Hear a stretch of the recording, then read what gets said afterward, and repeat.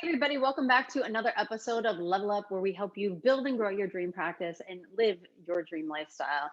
Today's question comes from Alicia Gonzalez, and Alicia ran into a little bit of a snafu. Glad she's reaching out and asking this question.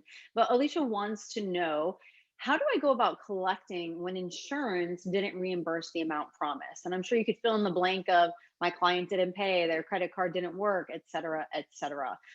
So I'm going to answer this question in just a moment. Hey, everybody, it's Katie Lemieux, one of the co-owners of the private practice startup Level Up. It's all about you, where we answer your most burning questions you have about private practice. And thank you to our sponsor, TherapyNotes, for a great EHR platform with telehealth services as well.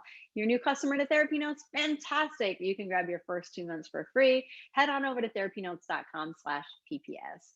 All right, great question. And I know that this happens. So, what I want to say is I just want to take a step back for a moment. And I think there's an evolution that many of us have as therapists. I know I did with money mindset issues and collecting payment. Like for me, like here we were providing this really like therapy is an intimate work, right? And then we're having to ask for payment. It just felt odd, weird, a little dirty to me and uncomfortable. So I had to do a lot of work on myself to really assure that I got paid my value, but also got paid. And I had to set up systems to assure that that happened. So let's talk a little bit about your question, Alicia.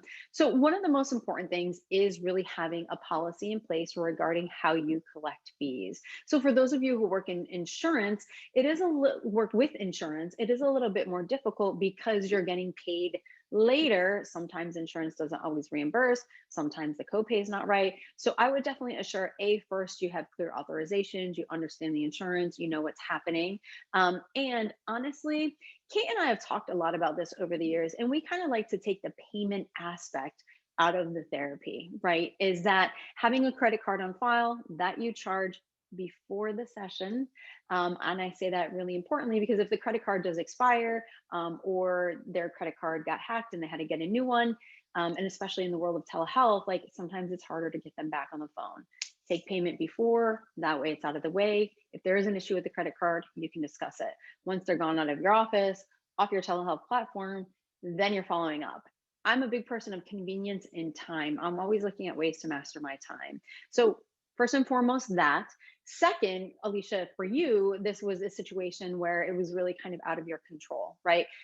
You did collect your copay, and then there was a situation where insurance also didn't reimburse for the amount. So again, having that credit card on file and explaining to your client, and this is one of the things, not only do we have clients sign this in our consent, but we also review it verbally. Why that's helped me in my practice so much is because for me as a private pay clinician, when it came to charging them for the cancellation, they signed it, we've talked about it. I would have clients call me and say, I know you need to charge me for the session. So it just took that out of the conversation. If you never really talk about what your fee payment collection is or how you're going to go about that, it makes it a little bit more uncomfortable for you as the therapist, right? So I would just be really clear about that. If your insurance doesn't reimburse me, you're still responsible.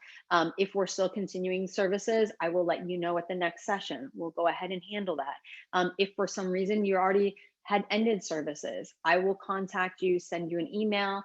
We can take care of it that way. If I don't hear from you by this time, I will run your credit card on file. So that's a way to take those things out. But for you, it's really getting clear on what your policy is, communicating that, have it written down, and have that credit card on file. Really, really great question. Look, and I am a stickler about this stuff. Why?